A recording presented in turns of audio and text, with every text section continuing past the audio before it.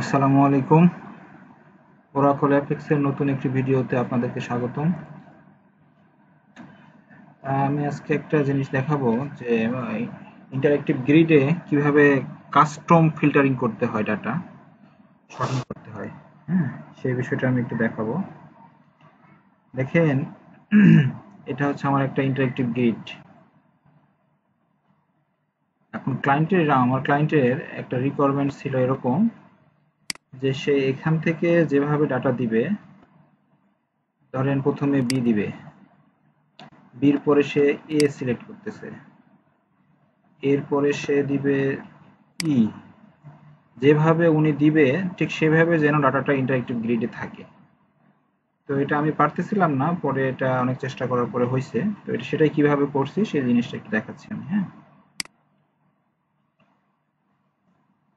দেখেন এখানে যখন সে মাল্টিপল স্টাইল সিলেক্ট করতেছে তখন এই স্টাইলের আইডি গুলো এখানে কোলন সেপারেটেড হয়ে পড়তেছে আর কি। আমি জাস্ট এটা দেখার জন্য এখানে রাখছি। প্রথমে এই আইডি পড়ছে, তারপর এই আইডি পড়ছে, তারপর এই আইডি পড়ছে।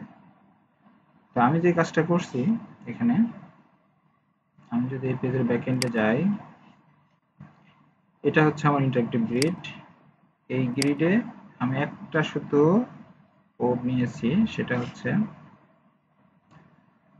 এই যে এই ফিল্ড, অর্থাৎ আমি স্টাইল চুজ করতেছি এই ফিল্ডে।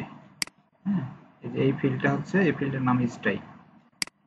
এই যে স্টাইল নামে এই ফিল্ড থেকে আমার ওই ডাটাগুলো সে সার্চ করতেছে। তো এটা এটার থেকে আমাকে পজিশনগুলো নিতে হবে, আইডি গুলোর পজিশনগুলো আমাকে নিতে হবে। হ্যাঁ, তো এটার জন্য মূলত আমাকে কি করতে হচ্ছে, ইনস্টার দিয়ে এখানে যে আইডি গুলো পড়তেছে একটা একটা করে, সেই আইডি গুলোর পজিশনটা আমি এখানে পিক করতেছি। আর এতটুকুই হচ্ছে মেইন কোড এই পর্যন্ত। আর এরপরে যদি এখানে যদি সে চুজ কিছু না করে সেক্ষেত্রে যেন জিরো পড়ে, তাই এটা দিছি যে সে যদি স্টাইলে কোনো কিছু চুজ না করে তাহলে জিরো জিরো পড়বে। হ্যাঁ, তো এটা করার পরে আমাকে কি করতে হয়েছে, এই কলামটাকে কন্টেন্ট থেকে আমাকে শর্টিংটা দেখা দিতে হচ্ছে।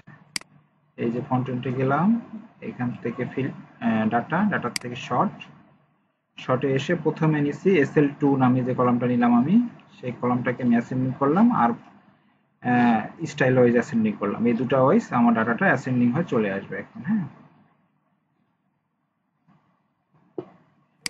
এটা দিয়ে সেভ করলাম। আর আমার যে কলামটা ছিল ওই কলামটাকে আমি কলাম থেকে আনচেক করে দিয়েছি। স্টাইল 2 নামে যেটা আছে সেটাকে আমি এখন, ওটা তো আমার অর্ডার বাইয়ের প্রয়োজনে নিয়েছিলাম কলামটা, ওটা এখন আর ইউজারকে দেখার প্রয়োজন নাই, এটাকে আমি হাইড করে দিছি। হ্যাঁ, তারপরে সেভ।